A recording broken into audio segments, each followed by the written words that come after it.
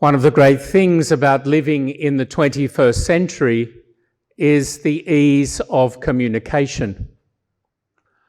Mobile phones, FaceTime and Zoom, text messages, email, Instagram, Facebook, Messenger, TikTok, and the rest. As our young people know best of all, we are truly spoilt for choices. And we would have suffered so much more during the COVID lockdowns were it not for these technologies. Earlier tools that some of the older confirmands may know included faxes and pages, aerograms and telegrams, drums and beacons, messenger pigeons and runners. But these all had their limitations.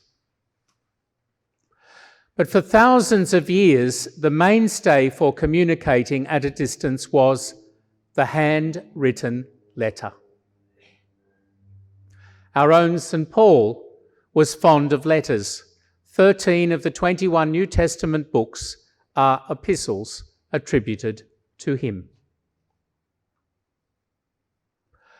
Whether or not our young people will ever write many letters, they'll probably have seen in movies, or could be told by the older confirmands from history, that important documents used to have a seal affixed to them.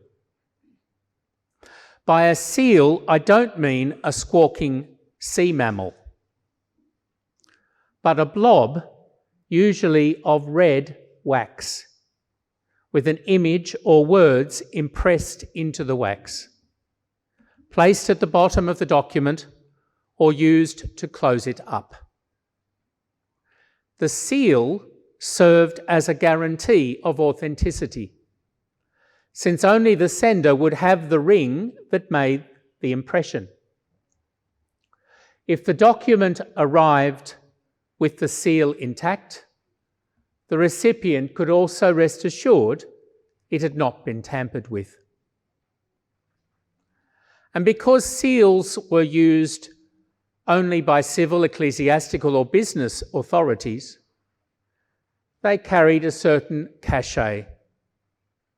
Even today, important documents come with the papal seal, or the Australian coat of arms, or the Great Seal of the United States impressed upon them. Well, my friends, in a few moments from now, when I mark your forehead, or one of my assistant bishops marks your forehead with chrism, and we say, "Be sealed with the gift of the Holy Spirit," you will be the rolled parchment or enveloped document upon which a wax seal is placed. The imprint will be on your soul. It will assure everyone that you are a communique from God, and assure you that you have a mission as a member of God's family. And that powerful imprint will be there for life and into all eternity, which is why this sacrament can never be repeated. A seal then is a noun, an object word, something you receive today and carry through life with you. But when I say be sealed, I'm using a verb, a doing word, a changing word. The seal upon your forehead and soul won't just celebrate God's ownership of you like a copyright mark. No, this kind of sealing, as we hear in the Bible, is about fruits like love, joy, and peace, about superpowers like wisdom, courage, and piety, about maturing in really positive ways so you live the good news of Jesus Christ in word and deed. The good news, the really great news, is that the Holy Spirit has a consistent track record in providing people with the gifts and fruits, the superpowers and results they need. In our readings this morning, the power of God's Spirit was clear. The prophet Ezekiel says that if wayward Israel would only return to the Lord, his Spirit would transform them, cleansing, renewing, and restoring them to their rightful place and glory as God's people. The Spirit works in our souls just as it did for the people of Israel. When we are down and out, feeling weak, sad, or defeated, we find comfort in knowing God is with us.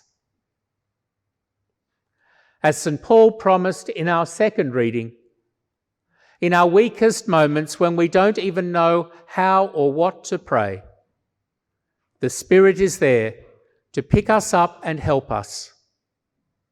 He'll even pray on our behalf and draw us closer to God. At the beginning of his public life, after his baptism in the Jordan and confirmation by the Spirit descending upon him in the form of a dove, St. Luke tells us that Jesus, full of the Holy Spirit, was led by the Spirit into the wilderness for 40 days of trials, before returning to Galilee, again filled with the power of the Spirit, to begin teaching and healing. In the face of temptations and attacks, surrounded by disbelief and confusion, forced to make important decisions for himself and for us, Jesus is given gifts of wisdom, courage, and right judgment. In our gospel today, the Spirit-filled Jesus astonishes those in the synagogue with his teaching. To their amazement, he proclaims that the Anointed One, the one to bring freedom, sight, and insight, the one who will cheer us with really good news, is already here among us. It is Jesus himself. So the effects of the Spirit were very evident in Jesus' own life. So too, they were evident in the lives of his first disciples. Following his ascension, Jesus' disciples were overwhelmed, hiding in a room, uncertain what to do next.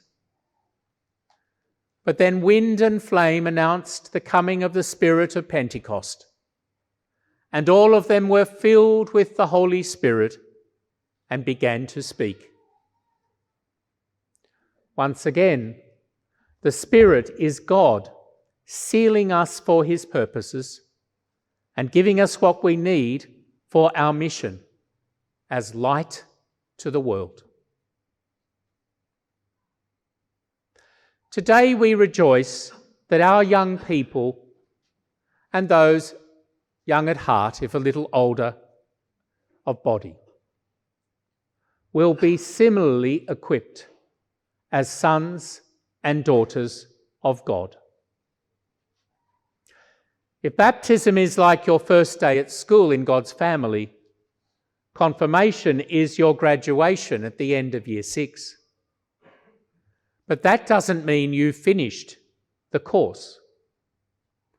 Now, as a fully fledged member of the church, a Christian adult, you will be sent out like Jesus, like those first disciples, to be tried, to contend even with what is frightful and evil, to give witness to all that is good and true and beautiful, above all, to the love of God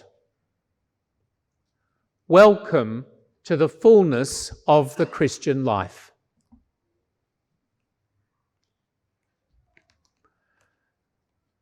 Pastors, sponsors, teachers, catechists, family and friends,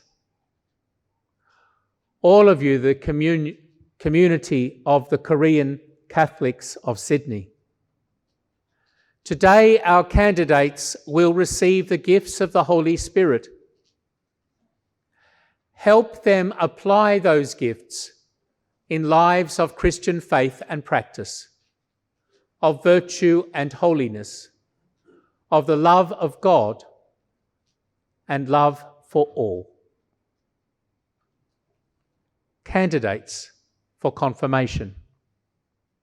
When you receive the sacred chrism on your foreheads and hear the words, "Be sealed with the gift of the Holy Spirit," know that you will receive the superpowers you need to be a faithful Christian.